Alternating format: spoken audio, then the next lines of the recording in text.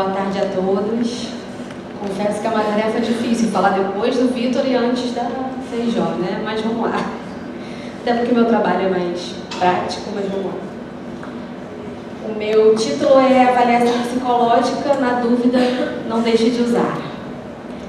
E aí eu fiz uma pesquisa e nós temos uma lei, né, de acordo com a lei número 4.119, de 27 de agosto de 1962, capítulo 3, artigo 13, ao portador do diploma de psicólogo é conferido o direito de ensinar psicologia nos vários cursos de que trata essa lei, observadas as exigências legais específicas e a exercer a profissão de psicólogo. Constitui função privativa do psicólogo e utilização de métodos e técnicas psicológicas com os seguintes objetivos: o diagnóstico psicológico, a orientação e seleção profissional, a orientação psicopedagógica e solução de problemas de ajustamento. E aí no diagnóstico psicológico também saiu uma nova... Obrigada.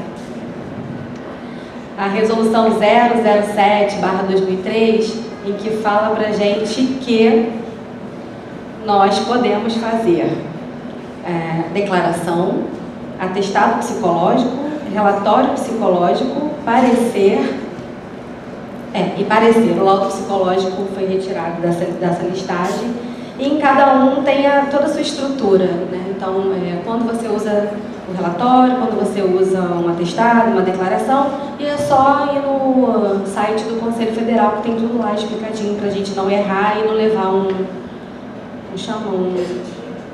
processo ético, exatamente. São os perigos de quem trabalha com isso.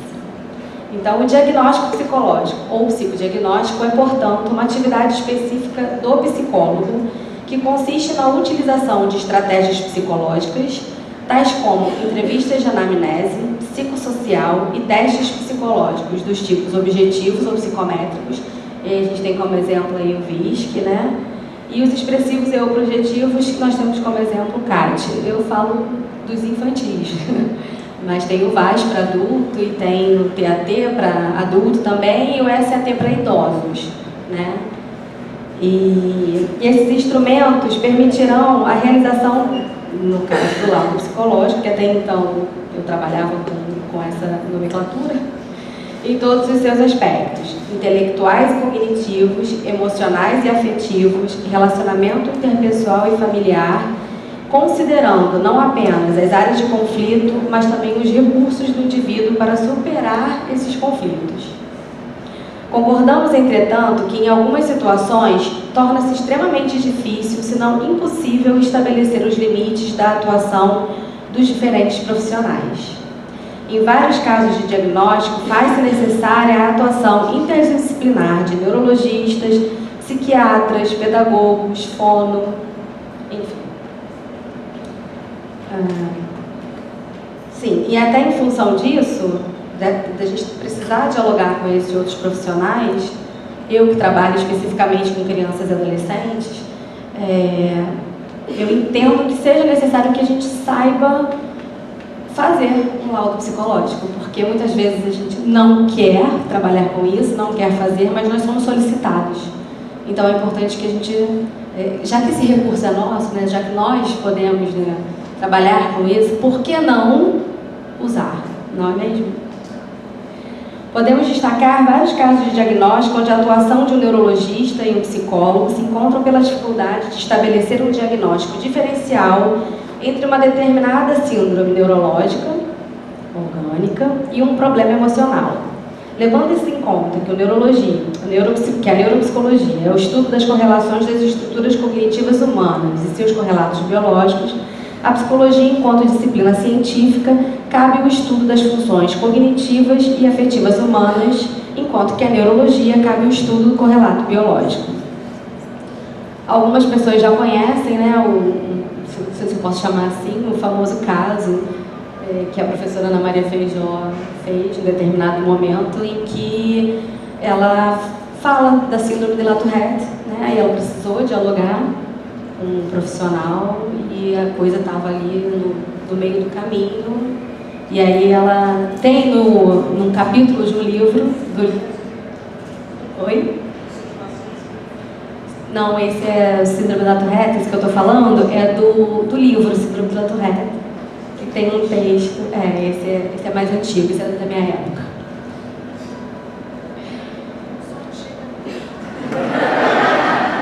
Antigo sou eu. E aí depois, quem quiser, eu dou as referências para poder saber um pouquinho mais sobre isso. O diagnóstico diferencial é uma das atribuições do psicólogo em casos de dúvida entre o biológico e o psicológico. Mas não é só isso, né? O psicólogo também pode ser chamado a dialogar com a justiça. E aí tem a ver com o filme que a gente apresentou, né, de manhã. E cabe aqui refletir acerca de uma questão levantada por Esther Arantes, que ela é citada por Brito. Vara de família, uma questão para psicólogos? Na experiência em psicodiagnósticos em laudo judicial, com uma queixa de abuso sexual, eu vou falar do jeito que eu acho que fala o nome desse povo aqui. Echeburua e Guerrical Echevarria recomendam averiguar a validade das denúncias e indicam o cuidado para diferentes fenômenos que foram observados, inclusive, no filme. O fenômeno da simulação, que em casos de divórcios conflitivos, né, as crianças muitas vezes podem ser objeto de utilização para atingir o cônjuge, para ter a custódia, por vingança ou obtenção de benefícios. Credibilidade. Uma revelação é aceitável quando as condutas, os afetos e as cognições do menor são compreensíveis e estes são coerentes com os conteúdos narrados. Validade. Deve ser tomada com um maior nível de exigência. Um testemunho é válido ou veraz somente se a lembrança é uma representação correta do que ocorreu e se adequa à realidade dos fatos. Limitações no testemunho dos menores vítimas de abuso sexual. A idade, a capacidade de fabulação, a limitação da memória e a possível sugestionabilidade bem presente no filme. A fabulação é definida pela incapacidade para distinguir entre os fatos vividos e os imaginados. O fato vivido é descrito com detalhes mais íntimos e realistas sobre a atividade sexual. Nós vimos no filme, né, que existem os bonecos com os órgãos sexuais e tal. Pelo menos no meu trabalho como psicóloga, eu jamais faria o que aquela moça fez, né? Ela ali estava mostrando os bonecos e falando para as crianças o que ela achava que eles deveriam contar, né, como história. E a gente não via que as crianças falassem disso como detalhes mais íntimos, né, mais próprios delas mesmas. Enfim, a memória sobre os fatos também diminui com o passar do tempo e a vulnerabilidade, a sugestão ocorre com maior frequência em crianças de 3 a 5 anos. Ou seja, essas crianças são mais vulneráveis a fatos que não viveram e menos a fatos vividos ou presenciados. Crianças menores são mais propensas a negar experiências vividas e percebidas como traumáticas, do que fazer afirmações falsas sobre esse tipo de acontecimento. A sugestionabilidade é maior quanto menos a criança se lembra. Quanto menos gerais e mais dirigidas são as perguntas e quanto menor for a implicação emocional da criança aos fatos. Os procedimentos de avaliação da validade do testemunho consistem em: as mentiras premeditadas raramente são acompanhadas de olhar furtivo, ruborização no rosto, demora na resposta, dúvida ou nervosismo, ou seja, uma gesticulação excessiva, um movimento das mãos e das pernas. E 3 enfoques são utilizados por esses autores: protocolos de entrevistas, em que se averigua a presença de indicadores físicos, psicológicos e sexuais, análise de veracidade da declaração e bonecos anatômicos e os desenhos. Queria falar um pouco também para vocês sobre o lugar do psicólogo jurídico, né? No documento do Conselho Regional de Psicologia da 5ª Região, que trata da contribuição do Conselho Federal de Psicologia do Ministério do Trabalho para integrar o Catálogo Brasileiro de Ocupações, enviada em 17 de outubro de 1992, Descreve o psicólogo jurídico como aquele que atua no âmbito da justiça, nas instituições governamentais e não governamentais, colaborando no planejamento e execução de políticas de cidadania, direitos humanos e prevenção da violência. Para tanto, sua atuação é centrada na orientação do dado psicológico, repassado não só para os juristas, como também aos sujeitos que carecem de tal intervenção. Contribui para a formulação, revisão e interpretação das leis. Neste documento, há também o detalhamento das atribuições, dentre elas as que se referem ao psicodiagnóstico. Avalia as condições intelectuais e emocionais de crianças, adolescentes e adultos em conexão com processos jurídicos, seja por deficiência mental ou insanidade. Testamentos contestados, aceitação de lares adotivos, posse e guarda de crianças ou determinação da responsabilidade legal por atos criminosos. Atua como perito judicial nas varas cíveis, criminais, justiça do trabalho, família, criança, adolescente, elaborando laudos, pareceres e perícias judiciais a serem anexados aos processos. Elabora laudos, relatórios e pareceres, colaborando não só com a ordem jurídica, como com o indivíduo envolvido com a justiça, através da avaliação das características da personalidade destes e fornecendo subsídios ao processo judicial quando solicitado por autoridade competente, podendo utilizar-se da consulta aos processos e coletar dados que considerar necessários à elaboração do estudo psicológico. Este documento vai ampliar o psicodiagnóstico a outras áreas de atuação do psicólogo. Ao se criar o cargo de psicólogo na área judiciária, atestando que o psicólogo vai atender ao juiz e os advogados das partes, dando o seu parecer sobre os casos em questão. A partir das situações acima citadas, pensa-se refletir e tentar delimitar o modo como pode o profissional de psicologia, como técnico, como deve atuar em questões judiciais nas varas de família em diferentes casos, inclusive quando a queixa de uma das partes verse denúncia sobre abuso sexual da outra parte. Sabe-se que para atuar como psicólogo perito, deverá este profissional dispor dos seguintes conhecimentos gerais: fundamentos da psicologia e psicopatologia, entrevista psicológica e testes psicológicos, e dos conhecimentos específicos que são o Estatuto da Criança e do Adolescente e a Constituição Brasileira. Faz-se imprescindível também o domínio do Código de Ética do psicólogo. Nas varas de família, nos casos mais específicos de abuso sexual em família, faz-se fundamental o estudo e pesquisas de perfis do abusador, da criança abusada e do acusador. Estes laudos demandam muito tempo e experiência para sua realização, uma vez que situações muito complexas devem ser colocadas em questão. Deve-se estar atento com diferentes situações, com as teorias que conhecem o fenômeno através de verdades causais postuladas pela própria teoria, com a naturalização do fenômeno, com a produção do problema pela coletividade, com a publicidade, com a mídia, como formadores de opinião e com acusações falsas. Para concluir, eu quero trazer para vocês uma história, a Folha de São Paulo, 11 de março de 2001, pode-se saber acerca da história de Alexandre Oliveira, 23 anos, preso sob a acusação de ter estuprado a própria filha de 1 ano e 7 meses de idade. O denunciante foi um médico que viu sinais de estupro em um sangramento vaginal da menina. O profissional de saúde faz um manuscrito em 8 linhas, onde detalha os sinais de estupro, sangramento vaginal, e toma uma decisão conclusiva: o pai estuprou a menina quando cuidava da higiene pessoal da mesma. O poder conclusivo do médico leva os policiais a acreditarem no diagnóstico e estes ficam cegos a qualquer revelação contrária por parte do acusado. Sob tortura, o pai foi obrigado a assinar um documento confessando o estupro. Foi preso e os outros presos ditaram a pena aos estupradores, o estupro, e lá permaneceu por 3 dias. Como a menina continuava com o sangramento, outros profissionais de saúde foram procurados. E em seguida, novo diagnóstico: câncer com metástase na pelve que provoca um incessante sangramento. Aliás, esse diagnóstico já havia sido realizado há algum tempo atrás. Esta médica conclui que não havia nenhum sinal de estupro nem de violência.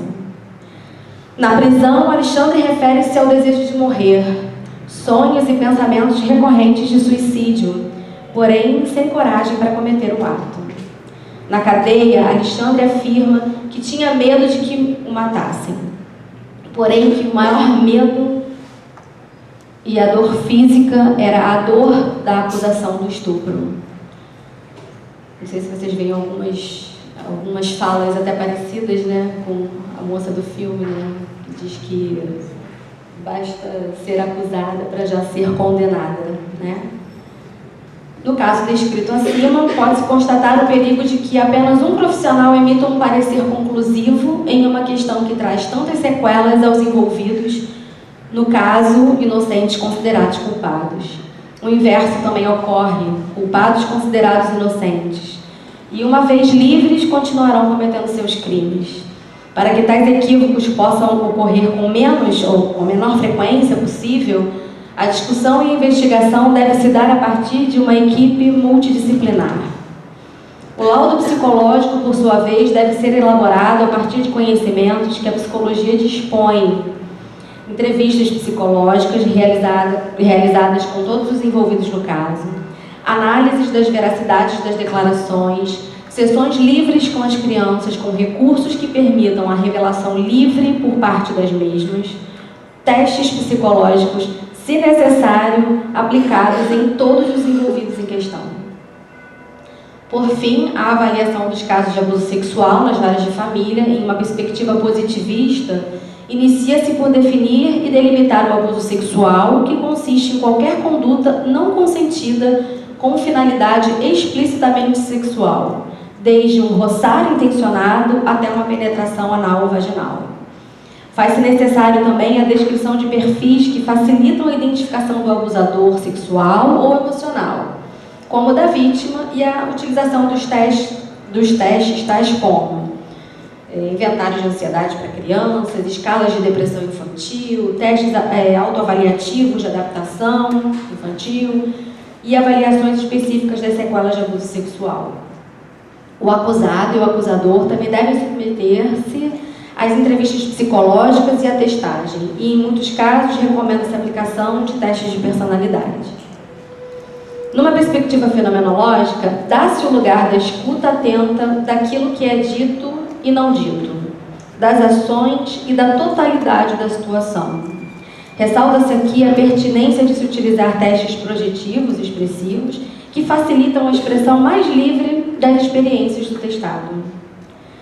Nas interfaces entre o direito, a psicologia, o serviço social em varas de família, numa perspectiva interdisciplinar, dá-se o momento em que as diferentes perspectivas do olhar se articulam, considerando os procedimentos e conclusões que cada habilitação profissional permite. O psicólogo, consciente do lugar que ocupa e dos cuidados que deve tomar, pode atuar com menos risco de equivocar-se.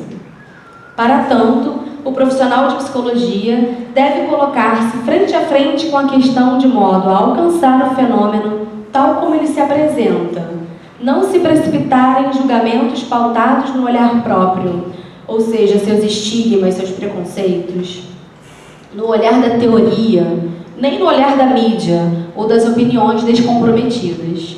Sugere-se ainda que a investigação do fenômeno se dê não apenas numa perspectiva positivista, mas que se possa lançar um olhar pautado na fenomenologia. É isso.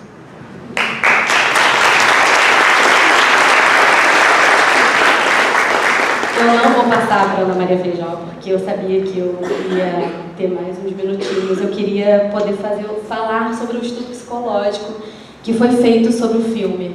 Eu acho que seria interessante, eu sabia que eu ainda ia ter um tempinho, e aí é rápido, assim. Nesse estudo psicológico, houve uma entrevista com o acusado, né, Raymond, 25 anos, solteiro, declara que escolheu trabalhar na escola porque gostava de lidar com crianças. Em um determinado momento de sua vida, ainda mais jovem, mostrou interesse por pirâmides, às quais atribuía características místicas. Já fez uso esporádico de maconha em sua juventude. Tem como hábitos andar de sunga sem cueca. Sunga, na verdade, é aquele calção de banho, né? Isso é bem típico dos Estados Unidos, né? Que todo mundo usa sunga mesmo. Todo mundo não, muita gente. Cadê? Assim, ler revistas pornográficas com mulheres nuas e relações sexuais de adultos. As fotos foram destruídas quando foi presa porque temia que tais fotos pudessem comprometê-lo. Afirma que não mantém relações sexuais com frequência, mantendo a prática da masturbação. A família mostra-se indignada, exprimindo muita dor e declarando-se injustiçada. Nega veementemente as acusações de abuso sexual. Entrevista com as crianças. Raymond Buckey fora acusado pela senhora Johnson de abusar sexualmente de seu filho Malcolm, de 2 anos e meio, aluno de pré-escola em que trabalha. Posteriormente, o réu fora acusado de molestar outras crianças da escola. Se eu não me engano, foram cerca de 400, né? Mais ou menos.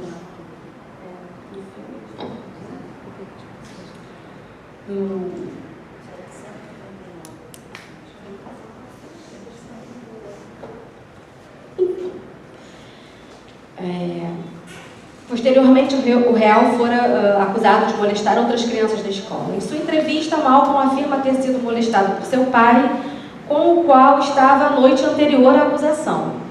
A senhora Johnson é alcoólatra e fora diagnosticada como portadora da doença mental esquizofrenia paranoica aguda.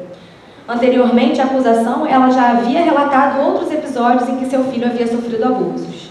E a partir das entrevistas com as crianças, fora constatado que 4 das crianças que afirmavam terem sofrido abuso sexual não conheciam Ray. E no decorrer das entrevistas, as histórias iam se modificando, o discurso das crianças eram contraditórios e não haviam provas ou testemunhas que as confirmassem. As primeiras crianças entrevistadas afirmam que o réu e os demais acusados tiraram as suas roupas, os deitaram de bruços e os amarraram, dizendo que ficassem quietos. Contam também que haviam homens que os olhavam e tiravam fotos. Isso é resumindo para quem não veio ver o filme. Outra criança diz que Ray introduziu os dedos nele machucando. Em uma primeira entrevista, uma das crianças conta que Ray havia os levado ao lava-jato. Né? Lava rápido, né? Aquele negócio de lavar carro, né? E forçados a ficarem sem roupa no carro, estocando. Em uma segunda entrevista, afirma ter sido levado ao aeroporto. Questionado sobre uma mudança de estabelecimento, diz que o avião não tinha janelas. Malcolm conta que havia sido machucado. Malcolm conta que fora machucado e penetrado por seu pai, que havia penetrado em seu bumbum com uma vara. Diz que havia tomado banho com seu pai e que a vara era seu pênis.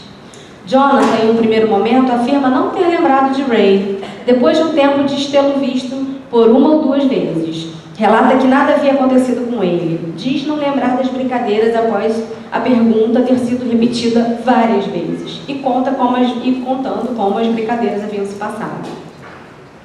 Em um segundo depoimento, conta que a irmã do réu havia manuseado seu pênis e obrigado a tocar em seus seios e sua vagina, e que o réu havia colocado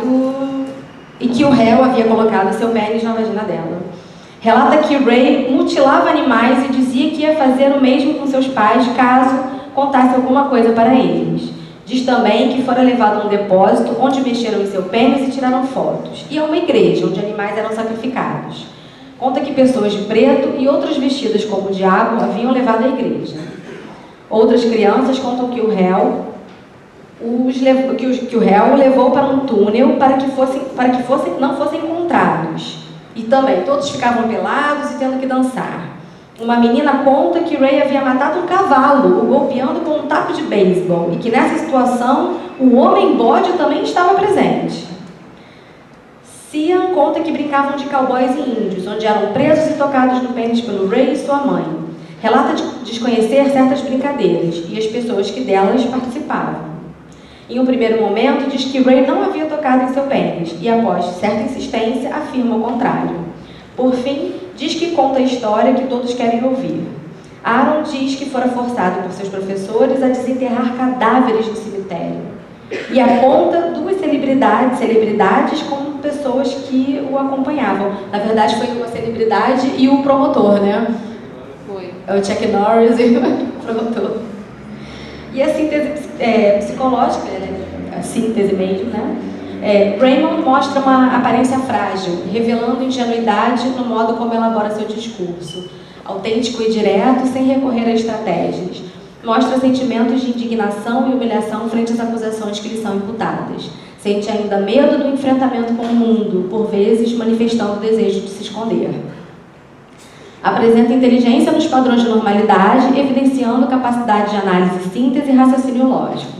Psiquicamente preservado, não evidencia indícios de características psicopatológicas nem traços que caracterizam uma sociopatia. E, como parecer final, com base nas entrevistas onde o discurso das crianças mostrou-se extremamente contraditório e dotado de pensamentos mágicos, levando em consideração que o réu não tem o perfil de um transgressor às normas sociais e morais, concluímos que não foram apresentados indícios suficientes para que se comprove a acusação. É isso, obrigada. Agora acabou.